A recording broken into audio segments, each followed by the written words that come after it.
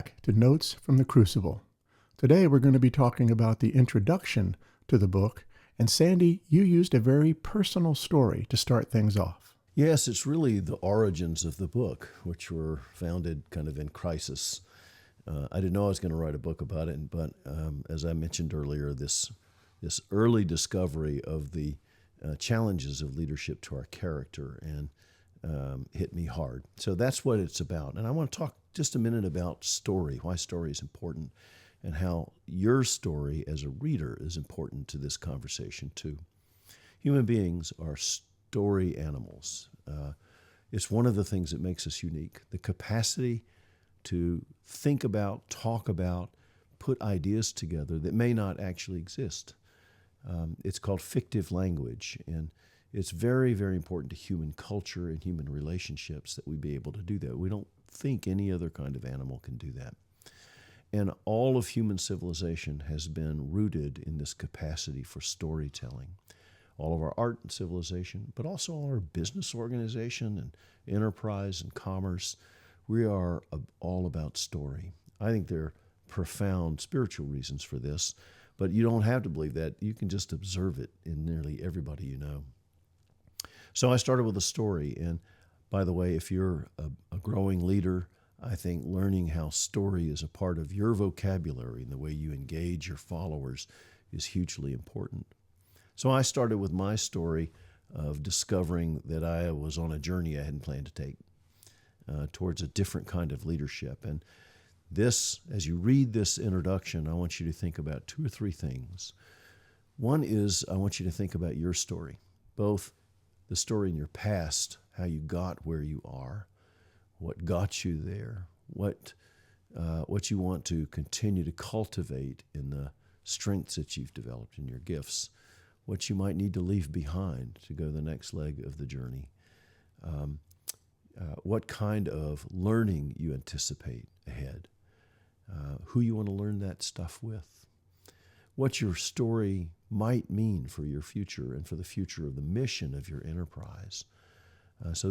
Thinking in terms of story, a larger narrative than just the quarterly balance sheet or whether you made this year's strategic plan or not.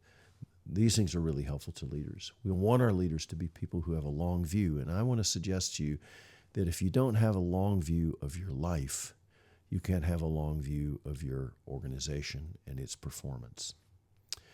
One of the great philosophers I like in the world, a man named Charles Taylor, said, "You cannot know what to do unless you know what story you're in." Our lives are embedded in, we inhabit larger and larger stories. And being self-aware is in part about knowing the story. So think about your story. Where are you in it? Where do you want it to go? What's your deepest desire for yourself, for your institution, and so on? Second is, who are you becoming while you do what you do? How's your character now different than it was some number of years ago before you found yourself in responsibility? What are the threats to the deep integrity of your life? What is it you do every day that you wish you didn't have to do? Where do you find yourself really stretching to rationalize the work you do and explain it away? What are the things that grieve you at work? And what are the things that delight you? The story has to have both ends of the spectrum.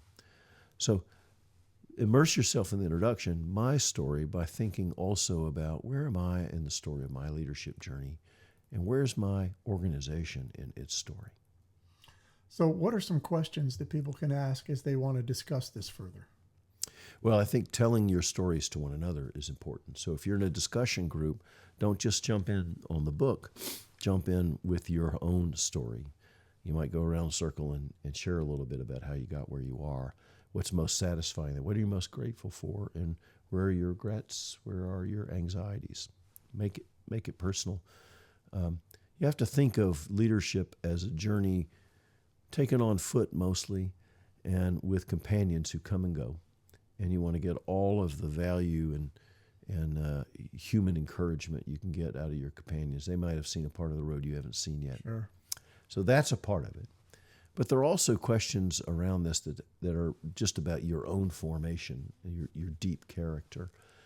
And I'll say this in the book, but let me add it here too. If you're a very competent leader, but your character isn't clear to you, then you're at risk. If you're full of character, but you don't have a lot of competence, then you're also at risk. It's bringing competence and character together that makes for transformational leaders. And again, competence without character is just dangerous. Character without competence is a lie.